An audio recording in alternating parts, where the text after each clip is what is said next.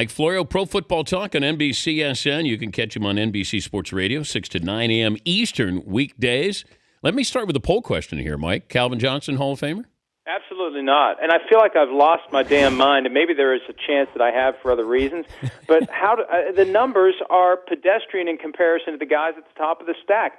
43rd all-time in catches, 27th all-time in yardage, 22nd in touchdowns, 0 playoff wins. And the last time I checked, postseason success is one of the ingredients that gets thrown into this blender. Just ask Lynn Swann. That's the only reason he's in, because of 4 Super Bowl rings. So I don't see how Calvin Johnson gets in. I understand he was very dominant for a period of time, but that doesn't get you into the Hall of Fame. And if you wanted to get into the Hall of Fame, keep playing. Keep racking up numbers. Keep climbing the list. You're walking away after 9 years. That is not going to get him a gold jacket automatically, and I don't think it should get him one ever. And I don't know how important it is to him because he's wired differently. You know, here's a guy who was professional, showed humility, and decided he just didn't want to play, walks away with money. And I don't know if, he's going to be sitting there 5 years from now and be angry that he's not getting in or not on the ballot or whatever it is. And if he does get in, he's going to get stuck in that same waiting line that causes guys to be passed over 4 or 5 times. There's no way he's going to be a first ballot guy. I think it's going to take a while. He may be a guy who gets in on the seniors committee vote 40 years from now. I don't see the numbers. I don't see the team achievements. It is a complicated stew. I don't see it. I know a lot of people do, but I think the split among the voters is going to be enough to keep him out, at least for the first several tries. All right, first day of free agency, what should we know? What should we be aware of?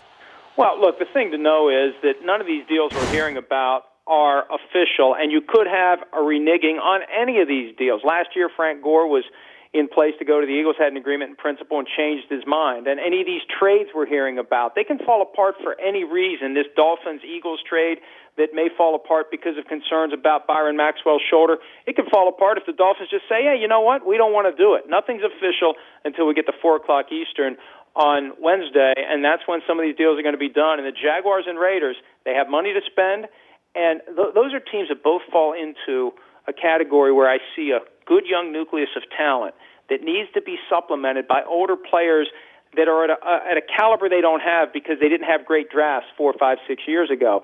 And you could put those two pieces together and have really good teams emerge from this, both in Jacksonville and in Oakland. The Brock Osweiler situation, what that means for some of these other quarterbacks, what do you think is going to play out, and when will it play out? Holding pattern with these other quarterbacks until they know what's going to happen with Osweiler. There's a theory out there that if he takes a visit to Houston, he's never going back to Denver.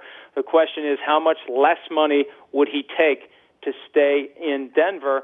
And, maybe he won't take much less at all. Maybe he feels like he's a better fit in Houston, and maybe he is still a little bit miffed about being put on the bench week 17 and not given the opportunity to do what Peyton Manning did, take that team to the Super Bowl and win it. And a lot of people think that they still would have gotten to the Super Bowl and won it with Brock Osweiler at quarterback. All right, we brought this up, and I know it's a whole can when I mention this. Would the Broncos have won the Super Bowl with Tim Tebow? Wow. Before Peyton Manning was yanked out of the game after the loss to the Chiefs, his numbers were very comparable to Tim Tebow's 2011 numbers. Very comparable. And, it's a team that was driven by defense, and the quarterback play was not stellar. I still don't think they would have won the Super Bowl, but, this team still would have been a contender the last few years. They may not have been as good as they were, and they probably wouldn't have been that good, but, with the defense that they were putting together and with Tebow, they'd still be a team that would be on the fringes of the postseason every year. Read an article, Sally Jenkins in the Washington Post, talking about Brady, the NFL, and the NFL's credibility with the appeals court, and how the NFL's attorney was just he spewing or twisting the facts there. What do you make of this? How important is this? How relevant is this? Well, misstatements get made all the time in court, and the first line of defense is the lawyer for the other side needs to know the case well enough to get up and say, Your Honor, opposing counsel is incorrect, and here's the truth. I mean, if you can expose that, if you can catch that, then it does damage the credibility in real time. Now, the problem the NFL has in this case, you got a lot of people who are paying close attention. So if Jeff Kessler doesn't have a chance to get up and say where the NFL's lawyer was misstating facts because he was barraged with questions and very aggressive and unexpectedly tough questions. So sometimes you don't get an opportunity to say everything you'd like to say. You've got people in the media pointing it out, and it is an issue because the argument that Paul Clement, the NFL's lawyer, is making and that Roger Goodell made when he suspended Tom Brady is that the uptick in communications between Tom Brady and John Yastrzemski, the assistant equipment manager, right after the AFC Championship game was all due to the fact that they were concerned about getting the footballs ready for the Super Bowl and nothing about this cloud that has come up over Deflategate. And the problem is it's just not what Tom Brady said under oath. They're trying to say that, because Tom Brady didn't mention that he was concerned about Deflategate in talking to John Yastrzemski, he must be lying. Well, but he did admit that that's one of the reasons he talked to John Yastrzemski. So it's a very esoteric, factual thing to point to why someone may be lying.